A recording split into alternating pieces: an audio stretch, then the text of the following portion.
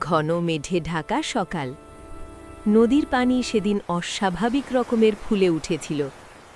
টলমল ঢেউয়ের বুক চিরে হঠাৎ সবাই একটা ছোট্ট নৌকা ভেসে আসতে দেখল। নৌকাটা পুরনো, কাঠের গায়ে ফাটল, কিন্তু আশ্চর্যভাবে সেটার ভেতর বসেছিল একটা ছোট্ট বাচ্চা। বাচ্চাটার চোখ বড় বড়, মুখে কোনো কান্না নেই, বরং ভয় আর অবাক হওয়ার মিশ্রণ। সে নৌকার ধারে শক্ত করে ধরে বসেছিল, যেন একটু ছাড়লেই নদী তাকে গিলে ফেলবে। নদীর ধারে মাছ ধরছিল বৃদ্ধ মাঝি হরেন কাকা।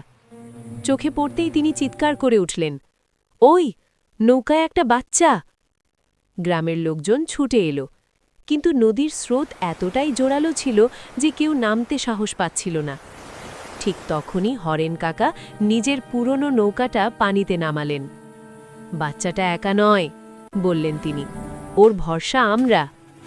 ঢেউয়ের সঙ্গে লড়াই করে তিনি ধীরে ধীরে সেই ছোট নৌকার কাছে